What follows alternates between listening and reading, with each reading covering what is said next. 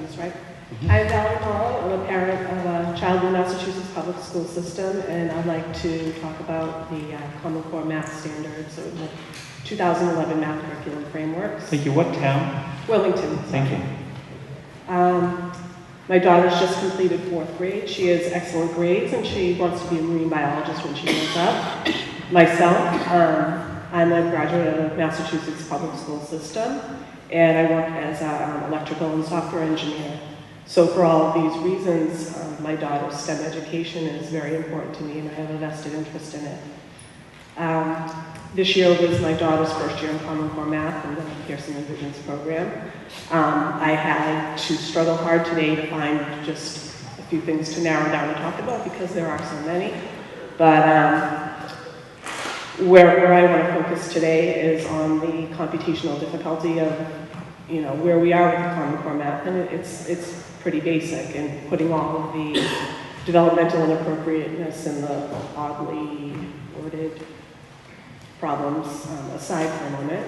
I went back and compared the Massachusetts 2000 curriculum frameworks, which were the prior to Common Core ones, with the current standards in the 2011 frameworks, which is that 15% state add-on that Common Core allows. And I was kind of shocked at some of the differences. To highlight a few of them, proficiency for students to add and subtract multi-digit numbers using standard algorithm moved out from 2nd grade to 4th. To do multi-digit multiplication moved from 4th grade to 5th grade, and multi-digit division moves out from 4th grade to 6th grade. The requirement to be able to find the areas of triangles and other irregular shapes made of rectangles, triangles, moved from 4th grade to 6th grade. Using ordered pairs or XY coordinates in the Cartesian plane moved out from 4th grade to 5th. Attribute to 3-dimensional shapes formerly was introduced in 2nd grade, now that's somewhere out in 6th. The use of measurement tools is still in the 2nd grade, but it's now the standard is limited to tools that measure length, yardsticks, rulers, so forth. Whereas the previous standards also included other tools such as thermometers, scales, graduated cylinders, all things that people use every day. And going forward, the techniques for determining congruency in 2-dimensional shapes, 4th grade out to 8th. Circumference of the area of circles, 6th grade out to 7th, and proportions, 4th grade, now in 6th grade. As an engineer, I can tell you that there's a defined set of topics that need to be learned before a child or a student is ready to take algebra. By pushing topics off the plate year after year after year, the way that Common Core does, it's going to push algebra out for these students out until 9th grade. And for any student that wants to pursue a STEM degree, this will hurt their chances greatly.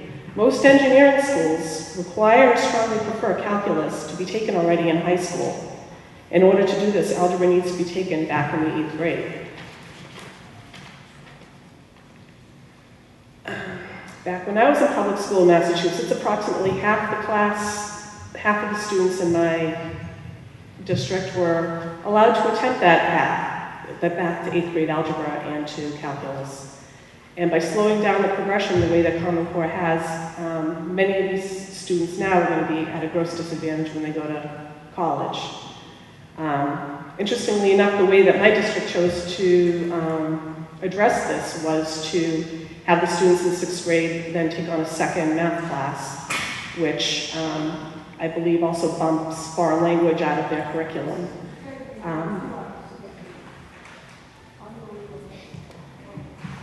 And Sorry, just keep going. Okay. The pathway is called, it's considered accelerated and compacted now, and it excludes the majority of students.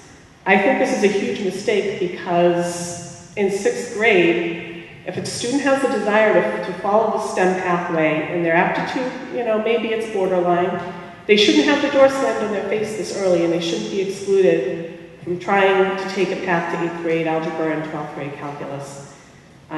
Especially when it's so early, it's too early to determine a student's true potential at that age. So as other people have testified, in the years prior to Common Core, Massachusetts students excelled on standardized testing, the NAEP test and the TIMSS test.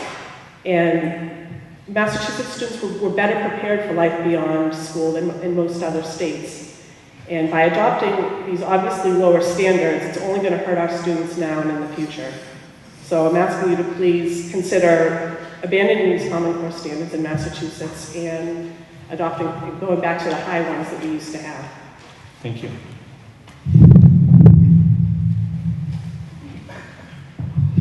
Thank you.